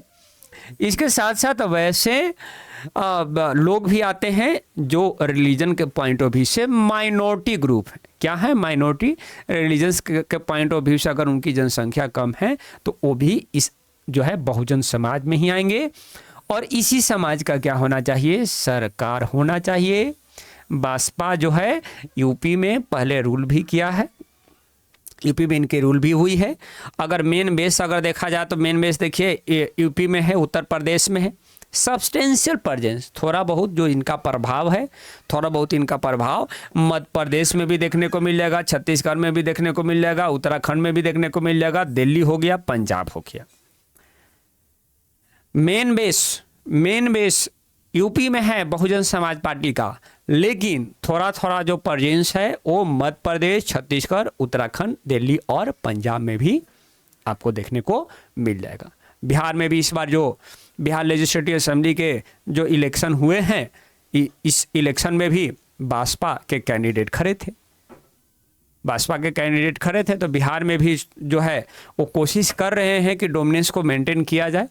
हालांकि बिहार में पहले से ही जदयू और राजद का डोमिनेंस है, तो फिर भाई मुश्किल है दूसरे पार्टी को यहाँ पर जस्ट प्रेजेंस को मेंटेन करने में। चलिए, दो पॉलिटिकल पार्टी हो गया, आगे मूव करते हैं। भारतीय जनता पार्टी, भाई इस पार्टी का नाम तो सारे बच्चों को पता होगा, Modi ji. BJP short form में जिसको क्या कहते हो? बीजेपी। फुल फॉर्म क्या हुआ? भारतीय जनता पार्टी। इसकी फॉर्मेशन जो है, इसकी फॉर्मेशन कब हुई है? 1980 में हुई है। 1980 में ये पार्टी बना। इस पार्टी को बनाने वाले जो लोग थे, पहले किस पार्टी के मेंबर थे? भारतीय जनसंघ के मेंबर थे। माने जो लोग पहले भारतीय जनसंघ के मेंबर थे, उन्होंने उस पार्टी को रीनेम कर दिया, एक नया नाम दिया, और वो नया नाम कौन सा था? भारतीय जनता पार्टी। भारतीय जनता पार्टी। तो इस पार्टी का जो निर्माण है 1980 में हुआ है। भारतीय जनसंघ जो है वो किनके द्वारा बनाया गया था? तो श्यामा प्रसाद मुखर्जी के द्वारा बनाया गया था, 1951 में बनाया गया था, जिसको 1980 में एक नया नाम दिया गया, और वो नया नाम भारतीय जनता पार्टी था। ठीक है। इस पार्टी की आइडियोलॉजी क्या है? भारतीय जनता पार्टी की आइडियोलॉजी क्या है, विचारधारा क्या है? तो देखिए भाई, जो एम है, जो उद्देश्य है इस पार्टी का उद्देश्य क्या है? एक स्ट्रॉन्ग और एक मॉडर्न इंडिया को बनाना। एक ऐसा हमारा देश होना चाहिए जो बहुत ही शक्तिशाली होना चाहिए। सुप्रीम पावर की बात होता है भाई कि सुपर पावर इंडिया होगा, तो सुपर पावर कब होगा इंडिया? जब स्ट्रॉन्ग होगा। तो एक मजबूत और एक आधुनिक भारत का निर्माण करना इस पार्टी की आइडियोलॉजी है। और इस पार्टी की जो आइडियोलॉजी है वो किससे इंस्पायर होती है? तो India's ancient culture and values, Bharat की जो प्राचीन संस्कृति है, जो एंशिएंट कल्चर है, प्राचीन संस्कृति है, वैदिक टाइम पीरियड में, मौर्यन टाइम पीरियड का जो प्राचीन संस्कृति है, उससे इंस्पायर होता है इस पार्टी की आइडियोलॉजी। ओके। उसके बाद क्या देखते हो कि पहली बार जो है भारतीय जनता पार्टी की जो सरकार है वो 1998 में बनता है। और उस समय जो है भारतीय जनता पार्टी एक अलायंस बनाता है, और उस अलायंस का नाम क्या था? नेशनल डेमोक्रेटिक अलायंस, जिसमें कई सारे सेवरल स्टेट भी शामिल थे और कई सारे रीजनल पार्टी भी शामिल थे। अभी भी जो लोकसभा में जो गवर्नमेंट है वो गवर्नमेंट किसका है? एनडीए का गवर्नमेंट है। और इस एनडीए कोलिशन में, इस एनडीए का जो कोलिशन गवर्नमेंट है, एनडीए कोलिशन गवर्नमेंट में मेन पार्टी कौन सा है? तो मेन पार्टी बीजेपी है, क्योंकि बीजेपी की सीटें ज़्यादा है। तो इसलिए इस गठबंधन का जो मेन पार्टी है वो मेन पार्टी बीजेपी है। ओके, उसके बाद देखिए, it wants full territorial and political integration in Jammu and Kashmir with India. ये पार्टी चाहता है कि जम्मू एंड कश्मीर पूरी तरह से किससे मर्ज कर दिया जाए? भारत देश से मर्ज कर दिया जाए। पीओके, पाक ऑक्यूपाइड कश्मीर, पाक अधिकृत कश्मीर को ये जो पॉलिटिकल पार्टी है पूरी तरह से भारत का हिस्सा बनाना चाहता है। ठीक है, उसके साथ साथ यूनिफॉर्म सिविल कोड को इंट्रोड्यूस करना चाहते हैं। Civil code, civil laws, criminal laws आप लोग जानते होंगे। तो इनका कहना है कि जो सिविल लॉज होना चाहिए हमारे देश में सारे रिलीजियस पीपल के लिए एक होना चाहिए। इसके साथ साथ बैन ऑन रिलीजियस कन्वर्जन, जो धर्मांतरण हो रहा है, जो धर्मांतरण हो रहा है, इनका कहना है कि जो क्रिश्चियन के फॉलो करने वाले लोग हैं वो ट्राइबल लोग को क्रिश्चियनिटी में कन्वर्ट करवा रहे हैं, इस्लाम के फॉलो करने वाले लोग हिंदुओं को कन्वर्ट करा रहे हैं इस्लाम में। तो इनका कहना है कि ये जो रिलीजियस कन्वर्जन है, ये रिलीजियस कन्वर्जन हमारे देश से क्या होना चाहिए? बैन होना चाहिए, प्रतिबंध होना चाहिए। धर्म परिवर्तन को ये बैन करने की बात करते हैं। Okay, this is all about the Bharatiya Janata party. This is all about Bharatiya Janata party. ये सब सारी चीजें जो है वो भारतीय जनता पार्टी से जुड़ा हुआ है। नेक्स्ट पार्टी को देखते हैं। नेक्स्ट पॉलिटिकल पार्टी जो है यहां पर, और नेक्स्ट पॉलिटिकल पार्टी कौन सा है? Communist Party of India Marxist. Communist Party of India Marxist, short form में इसको क्या कहते हैं? सीपीआईएम। सीपीआईएम, एक सीपीआई भी है पार्टी, एक पार्टी सीपीआई भी है, लेकिन ये जो पार्टी है सीपीआईएम है। तो सीपीआई कहेंगे तो कम्युनिस्ट पार्टी ऑफ इंडिया, लेकिन इसमें मार्क्सिस्ट लगा हुआ, एम भी लगा हुआ है। और एक सीपीआईएमएल भी है, CPIML, Communist Party of India Marxist Leninism. तो सीपीआई पर 3 पार्टी है, लेकिन यहाँ पर सीपीआईएम की बात की गई है। इसकी फॉर्मेशन जो है 1964 में हुआ है। सीपीआई का ही डिवीजन होकर इस पार्टी की निर्माण हुई है। पहले सीपीआई था, सीपीआई का डिवीजन 1964 में हुआ, उससे एक और पार्टी निकला जिसको हम लोगों ने क्या बोला? सीपीआईएम बोला गया। इनकी जो आइडियोलॉजी है, इनकी आइडियोलॉजी कार्ल मार्क्स के जो विचार है उससे इंस्पायर है। लेनिन के बारे में हम लोग, व्लादिमीर लेनिन जो रसिया में जो लंबे समय तक रूल किए हैं, व्लादिमीर लेनिन के विचारों से इस पार्टी की जो विचार है वो इंस्पायर्ड है। कार्ल मार्क्स और व्लादिमीर लेनिन के विचारों से इस पार्टी की जो आइडियोलॉजी है वो इंस्पायर्ड है। इसके साथ साथ अगर भारत में बात कर लिया जाए तो ये पार्टी सोशलिज्म को सपोर्ट करता है। ये पार्टी चाहता है कि हमारे देश में सोशलिज्म होना चाहिए।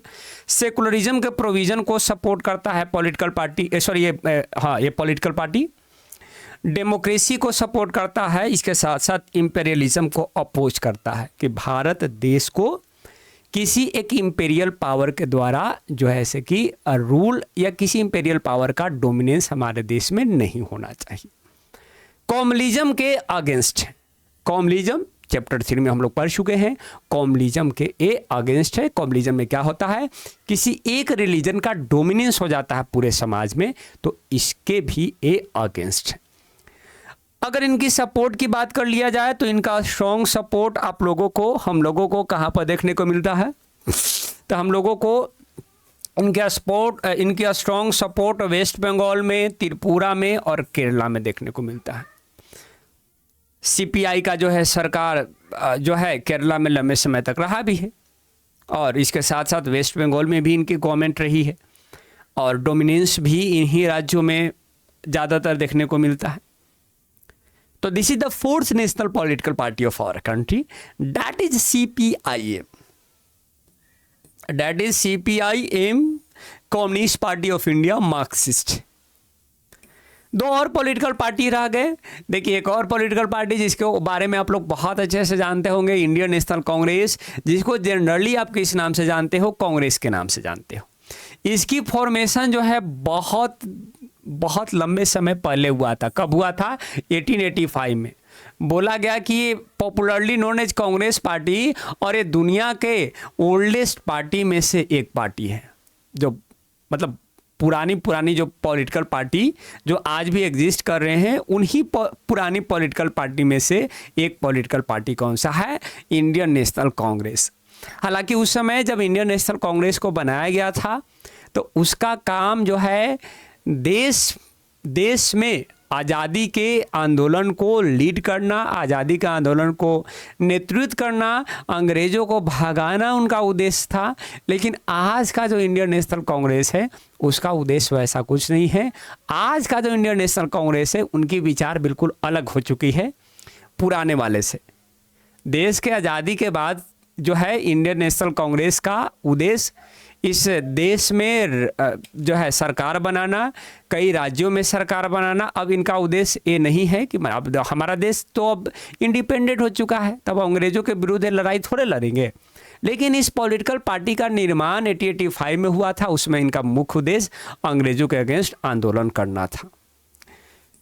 एक डोमिनेंट रोल प्ले किया है। देखिए नेशनल और स्टेट लेवल पर आफ्टर इंडिपेंडेंस के बाद भी इनका डोमिनेंट रोल रहा है। अगर बात कर लिया जाए पार्टी आइडियोलॉजी की, तो पार्टी आइडियोलॉजी में बोला गया कि ये जो पार्टी है सेंट्रिस्ट पार्टी है। ये ना तो लेफ्टिस्ट है न ही राइटिस्ट है, ये सेंट्रिस्ट है। लेफ्टिस्ट और राइटिस्ट आप लोगों को पता होगा ना। राइट साइड कौन होते हैं? जो कंजर्वेटिव विचारधारा को फॉलो करते हैं उनको राइटिस्ट बोला जाता है। लुईस 16 के जो राइट साइड थे उनको जो लोग थे उनके जो विचार थे उनको राइटिस्ट बोला गया था।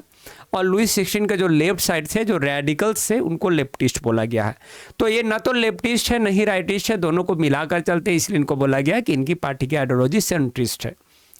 सेकुलरिज्म को सपोर्ट करते हैं। Welfare of weaker section and minority. हमारे देश में जो वीकर सेक्शन है, जो कमज़ोर वर्ग है, इनका मानना है कि कमज़ोर वर्ग के लिए वेलफेयर कल्याणकारी योजनाएं चलाना चाहिए ताकि इस कमज़ोर वर्ग का उत्थान हो, बेहतरी हो। ठीक है, this is all about Indian National Congress. ये सब बातें हो गई इंडियन नेशनल कांग्रेस से जुड़ा हुआ। अब हम लोग लास्ट पार्टी की ओर मूव करेंगे और जो हमारा लास्ट नेशनल पॉलिटिकल पार्टी है वो पार्टी नेशनल पीपल्स पार्टी है, एनपीपी। लास्ट पार्टी हमारा नेशनल पीपल्स पार्टी एनपीपी है। और एनपीपी के बारे में बोला गया कि एनपीपी की फॉर्मेशन कब हुई है, तो 2013 में हुई है अंडर लीडरशिप ऑफ पीए सांगमा। पीए सांगमा के द्वारा जो है इस पार्टी को निर्माण किया गया है। A first political party North East India से है, नॉर्थ ईस्ट इंडिया से फर्स्ट पॉलिटिकल पार्टी है जिसको नेशनल पॉलिटिकल पार्टी डिक्लेयर किया गया है। इससे पहले कोई भी ऐसा पॉलिटिकल पार्टी जो नॉर्थ ईस्ट इंडिया से मतलब रहा ही नहीं है जिसको नेशनल पॉलिटिकल पार्टी डिक्लेयर किया गया हो। ये first political party North east state से है जहाँ 7 सिस्टर हम लोगों को देखने को मिलता है। इस पार्टी को नेशनल पार्टी डिक्लेयर किया गया।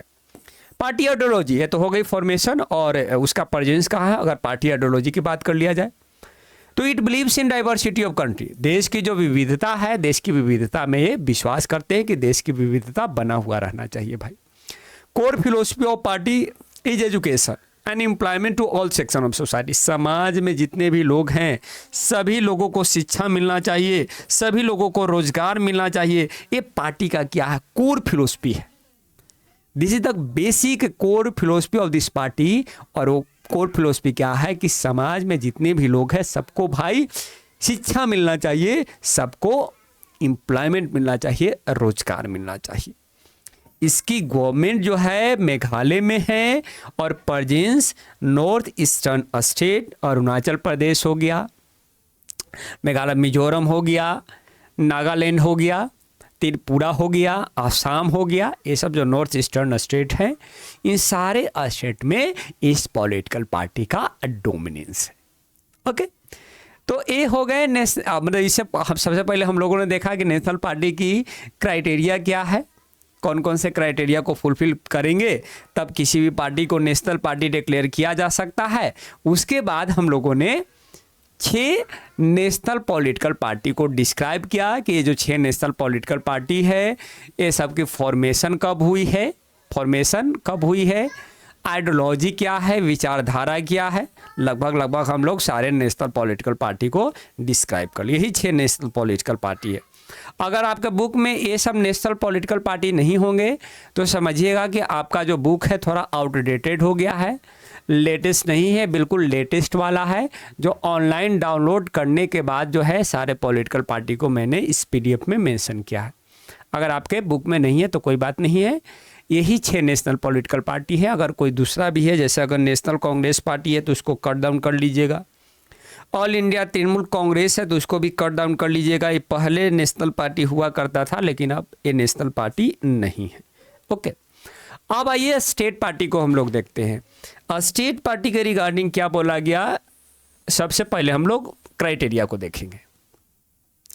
नेशनल पार्टी की क्राइटेरिया तो हम लोग डिस्कस कर लिए। अब स्टेट पार्टी की क्राइटेरिया देखिए कि किसी भी पार्टी को अगर स्टेट पार्टी डिक्लेयर करना है तब उस पार्टी को कौन से क्राइटेरिया को फुलफिल करना होगा। तो पहला क्राइटेरिया क्या है कि एक पार्टी अगर 6% वोट किसी भी लेजिस्लेटिव असेंबली, किसी भी स्टेट का जो राज्य का जो विधानसभा का जो चुनाव हो रहा है उस टोटल वोट का 6% वोट अगर एक पार्टी को मिल रहा है, इसके साथ साथ उस राज्य के विधानसभा के 2 सीट को भी जीत ले रहा है, तब उस पार्टी को हम लोग स्टेट पार्टी डिक्लेयर कर सकते हैं। बेहद ही आसान है, याद करना भी आसान है, इसमें और नहीं है, बस यही है।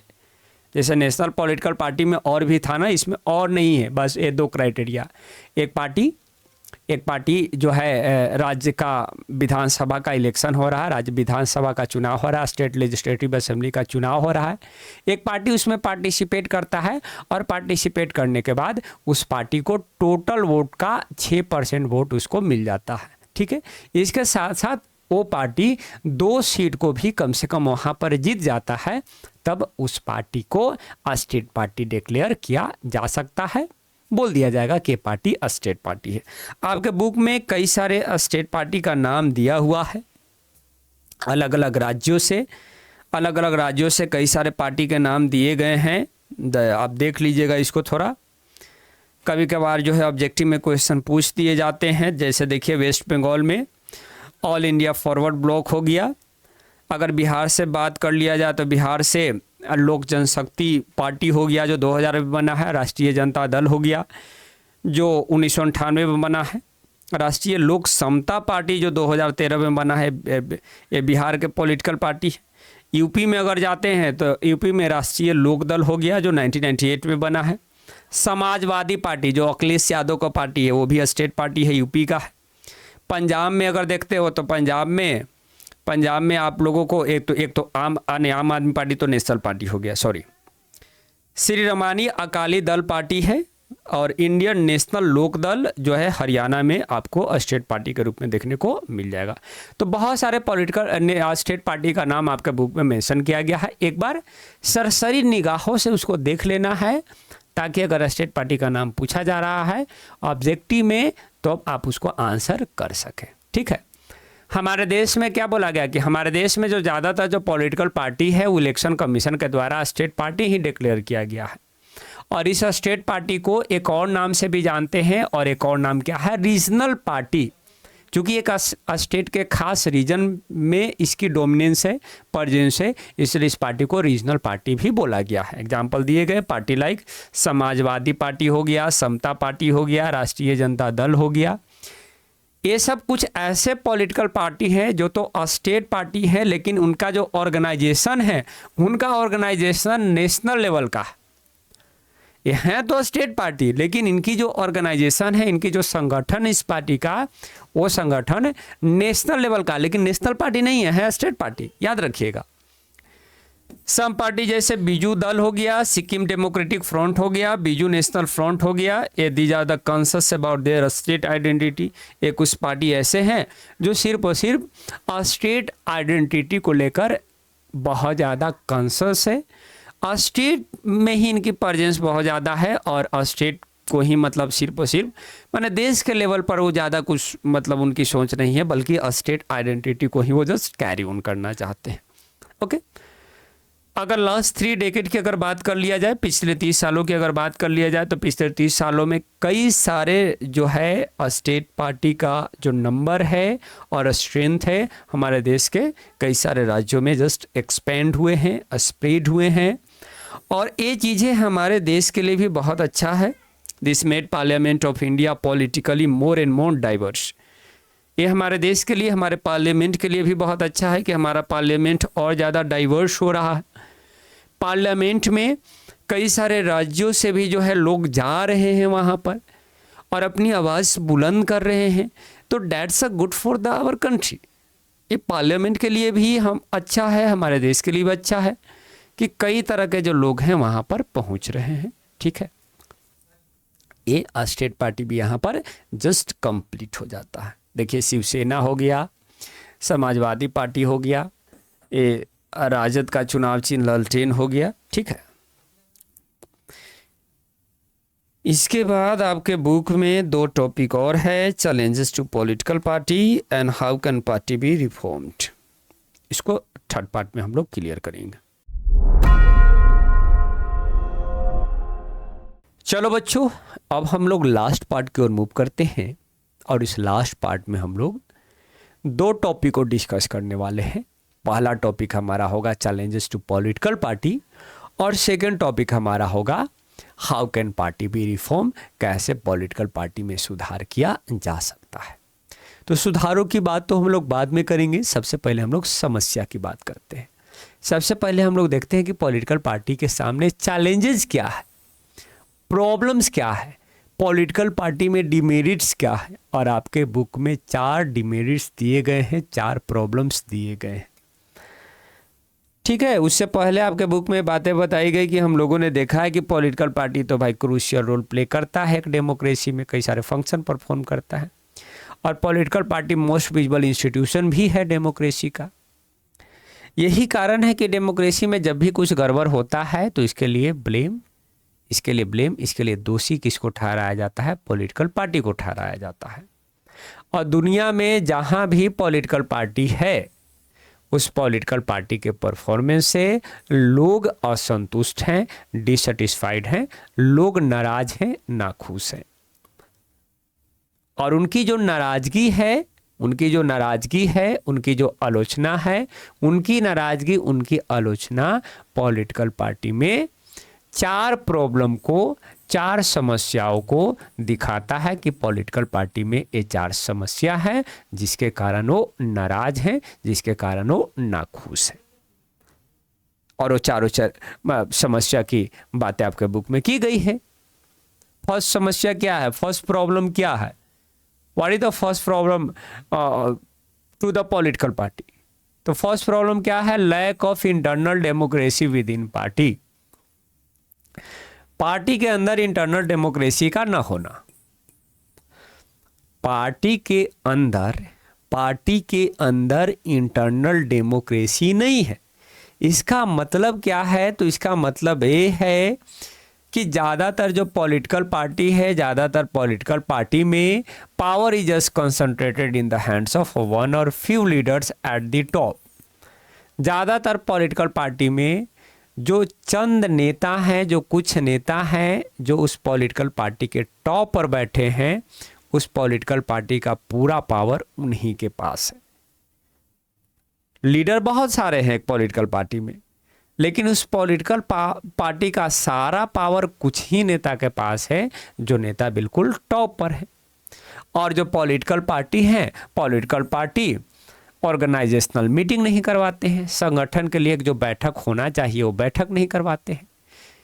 इसके साथ साथ इंटरनल इलेक्शन भी जो है पॉलिटिकल पार्टी के अंदर रेगुलरली नहीं होता है।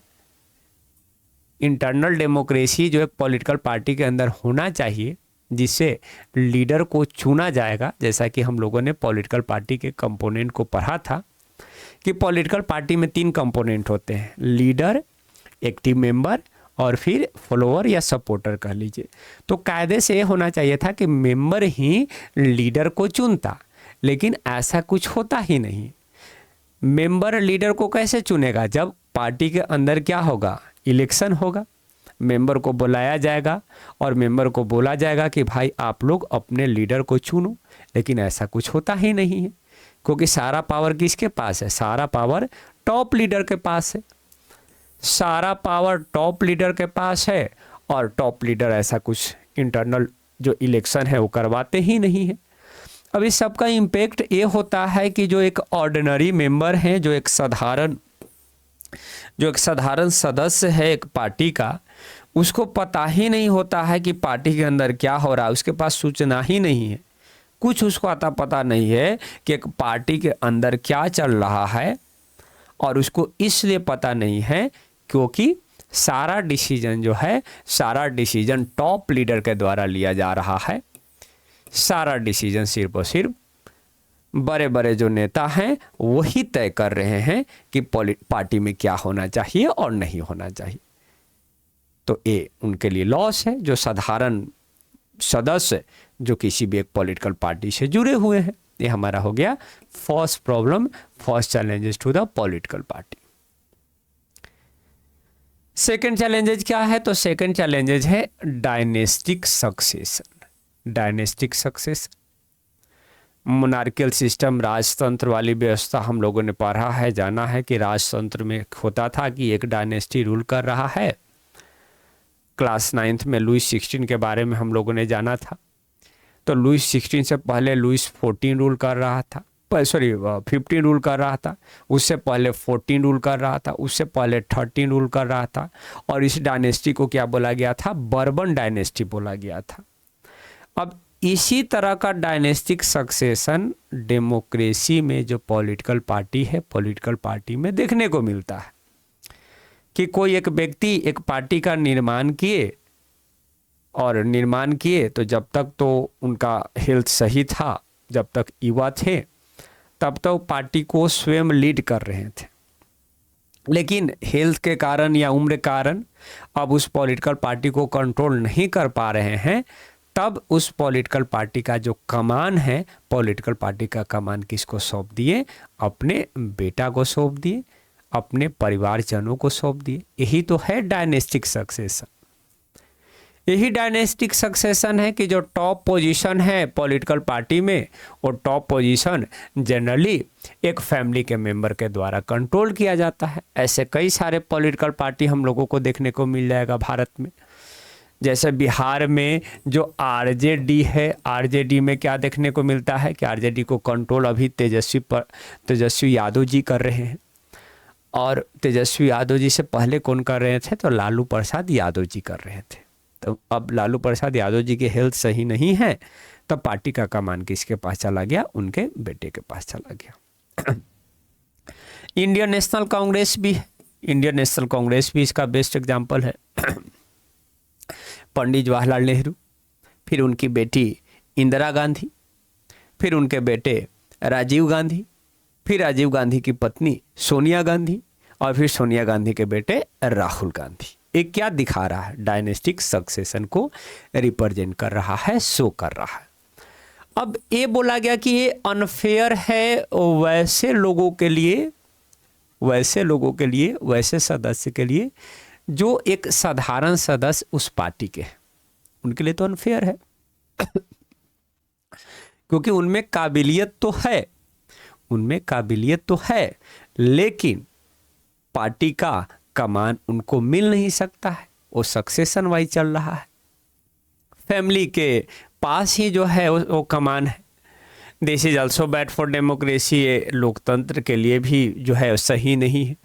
Since people who do not have adequate experience come to the occupy position of power, वैसे व्यक्ति जो काबिल नहीं है, उनको जो है जस्ट एक्सपीरियंस भी नहीं है, लेकिन उनको पावर होल्ड करने के लिए मिल गया है कि आप पावर होल्ड करिए। तो वैसे में तो डेमोक्रेसी चलेगा नहीं भाई, वो सही फैसले ले नहीं पाएंगे। और इस तरह का जो टेंडेंसी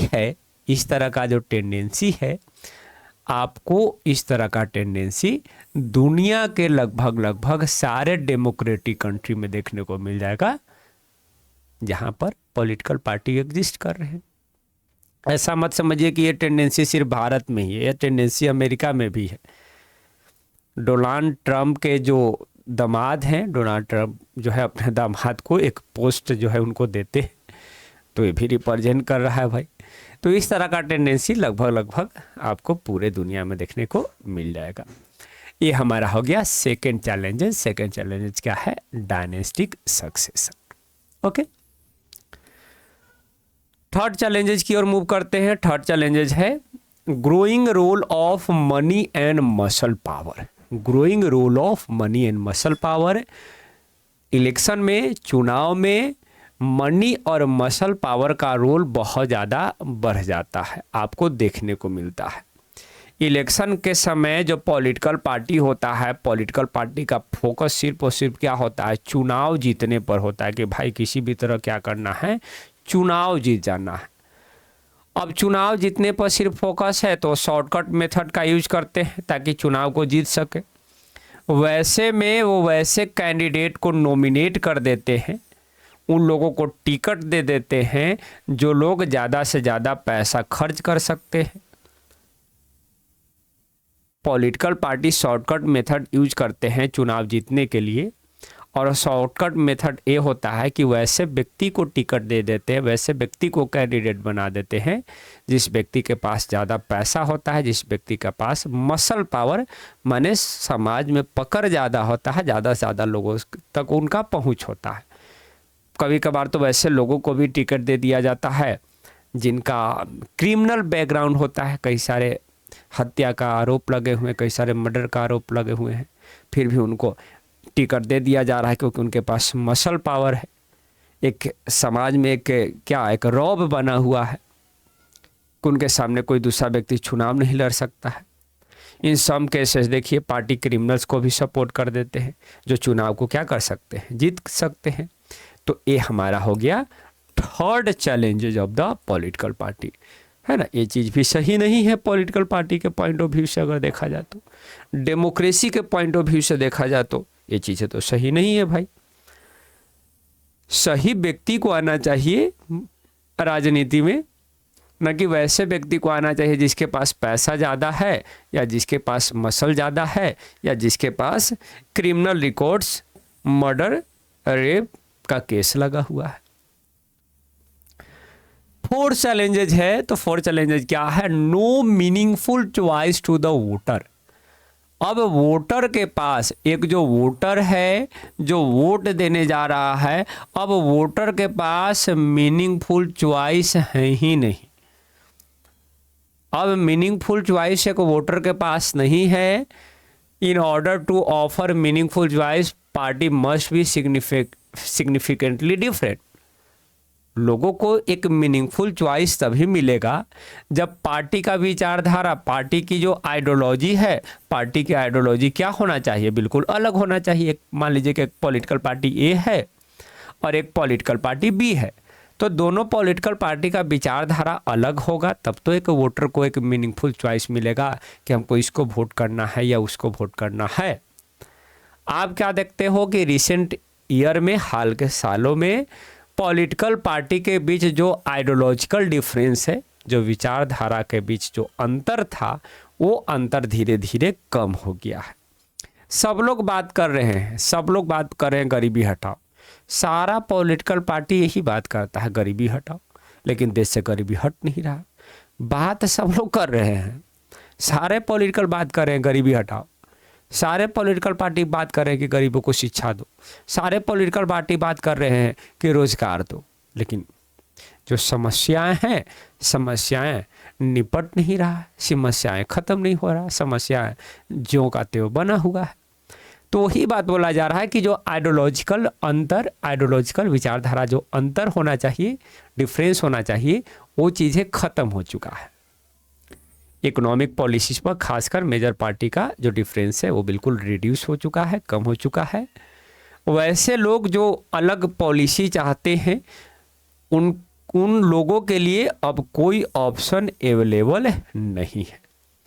और आपके बुक में एग्जाम्पल दिया गया है, एग्जाम्पल किसका दिया गया है? तो एग्जाम्पल दिया गया है, ब्रिटेन का एग्जाम्पल दिया गया है कि ब्रिटेन में जो दो पॉलिटिकल पार्टी है, लेबर पार्टी और कंजर्वेटिव पार्टी, पहले इन दोनों का विचारधारा बिल्कुल अलग था। कंजर्वेटिव पार्टी जो शाही लोगों की बात करते थे, रॉयल फैमिली की बात करते थे, राजतंत्र के फेवर करते थे, और लेबर पार्टी जो गरीबों की बात करते थे। अब दोनों पॉलिटिकल पार्टी का जो विचारधारा है वो लगभग क्या हो चुका है, सेम हो चुका है, एक जैसा हो चुका है। ठीक है, these are the challenges of political party. How can parties be reform, कैसे पॉलिटिकल पार्टी में सुधार किया जा सकता है। हम लोग अब उन सुधारों की बात कर लेते हैं। चैलेंजेस को देखने के बाद आपको भी लग रहा होगा कि पॉलिटिकल पार्टी में सुधार की ज़रूरत है। इतनी कमियों का होना पॉलिटिकल पार्टी में अच्छी बात नहीं है। कुछ स्टेप, कुछ एफर्ट्स जो है हमारे देश में लिए गए हैं ताकि पॉलिटिकल पार्टी में सुधार किया जा सके। 3 स्टेप की यहाँ पर चर्चा की गई है। फर्स्ट स्टेप गवर्नमेंट के द्वारा लिया गया है, सेकेंड स्टेप सुप्रीम कोर्ट के द्वारा लिया गया है, थर्ड स्टेप इलेक्शन कमीशन के द्वारा लिया गया है। चलो फर्स्ट स्टेप को देखते हैं। फर्स्ट स्टेप बोला गया कि constitution was amended to prevent elected MLA and MP from changing party. Constitution में संशोधन किया गया ताकि कोई एक इलेक्टेड एमएलए या कोई एमपी है वो पार्टी को चेंज न कर सके। पहले क्या होता था कि कोई व्यक्ति है जो ए पॉलिटिकल पार्टी से एमएलए के रूप में इलेक्ट हुआ है, चुना गया है, और बाद में बी पॉलिटिकल पार्टी वाला उसको जब पैसा देता था तो वो उस पार्टी से जाकर मिल जाता था। अब ये चीज़ हमारे देश के लिए तो ठीक नहीं है। अब मान लीजिए कि एक पार्टी की सरकार बनी हुई है तो सरकार तो गिर जाएगी भाई। तो राजनीतिक रूप से तो हमारे देश में या किसी राज्य में अस्थिरता बन जाएगा। इस तरह से एमएलए या एमपी पार्टी को चेंज करते रहेंगे। तो पहले सिस्टम यही था 1985 तक सिस्टम में था, लेकिन 1985 में कॉन्स्टिट्यूशन में संशोधन किया गया और अब कॉन्स्टिट्यूशन में राइट डाउन कर दिया गया। उसमें राजीव गांधी देश के प्राइम मिनिस्टर थे, और अब कॉन्स्टिट्यूशन में राइट डाउन कर दिया गया कि अगर कोई भी एमएलए या कोई भी एमपी अगर पार्टी को चेंज करता है तब उसकी जो लेजिस्लेचरशिप है, लेजिस्लेचरशिप क्या हो जाएगा, कैंसिल हो जाएगा भाई। उसकी लेजिस्लेचरशिप ही चला जाएगा। तब साधारण सी बात है कि कोई भी इलेक्टेड एमएलए और कोई भी जो इलेक्टेड एमपी है वो अब पार्टी को चेंज नहीं कर सकते। ये हुआ first step taken by the government to reform political parties. Second step जो है सुप्रीम कोर्ट के द्वारा लिया गया। सुप्रीम कोर्ट एक ऑर्डर पास करते हैं ताकि मनी और क्रिमिनल्स का जो इन्फ्लुएंस है वो राजनीति में जो बहुत ज़्यादा बढ़ रहा है उस इन्फ्लुएंस को रिड्यूस किया जाए, उस इन्फ्लुएंस को कम किया जाए। सुप्रीम कोर्ट ने एक ऑर्डर पास किया और इस ऑर्डर में मैंडेटरी कर दिया सारे कैंडिडेट के लिए, जो कैंडिडेट इलेक्शन कंटेस्ट कर रहे हैं, जो भी कैंडिडेट इलेक्शन चुनाव में लड़ रहे हैं उनके लिए मैंडेटरी कर दिया गया कि आपको एक एफिडेविट जारी करना होगा। क्या जारी करना होगा? एफिडेविट। एफिडेविट के बारे में आपके बुक में दिया गया है। एक साइन डॉक्यूमेंट होता है जहां पर एक पर्सन जो है शपथ लेता है, ब्यौरा देता है किसी भी चीज़ को लेकर। तो सुप्रीम कोर्ट बोला कि देखो भाई, जो भी कैंडिडेट जो चुनाव लड़ रहा है सबको एफिडेविट जारी करना होगा और इस एफिडेविट में आपको डिटेल देना होगा, प्रॉपर्टी का डिटेल देना होगा। आपको बताना होगा कि आपके पास कितना धन संपत्ति है, आपको बताना होगा कि आप कितने पढ़े लिखे हो, एजुकेशनल क्वालिफिकेशन बताना होगा।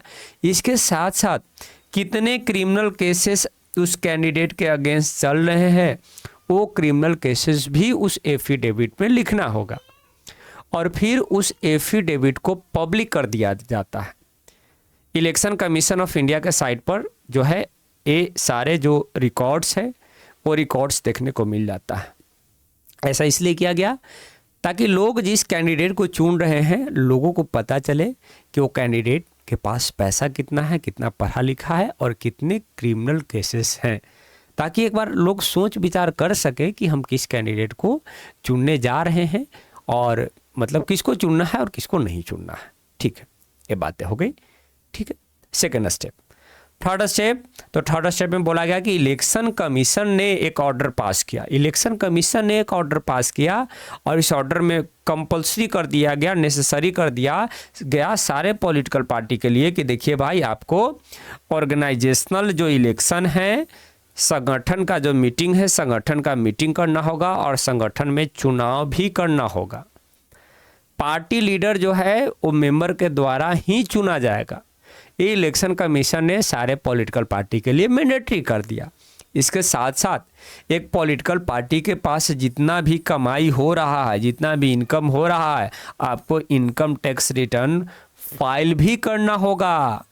पार्टी को बहुत सारे लोग फंडिंग भी तो करते हैं, बिजनेसमैन उनको पैसा दे देता है, इधर उधर से पैसा आ जाता है, तो उस पॉलिटिकल पार्टी को इनकम टैक्स रिटर्न फाइल करना होगा ताकि सरकार को पता चले कि एक पॉलिटिकल पार्टी को कितना फंडिंग मिल रहा है। सरकार के पास ये रिकॉर्ड होना बेहद ज़्यादा ज़रूरी है। तो ये हो गया third step that was going to be taken by the election commission to reform in the political party. ये 3 स्टेप हो गए जो लिए जा चुके हैं।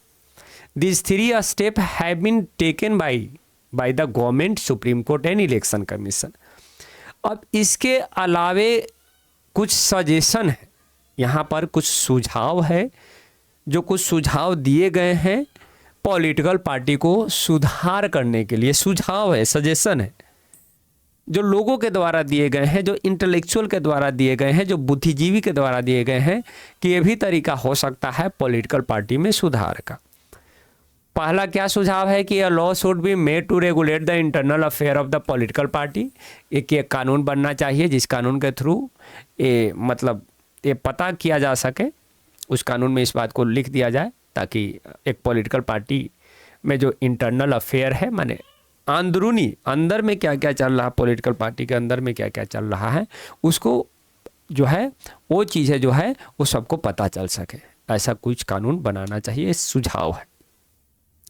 It should be made compulsory for the political party to maintain register of its member।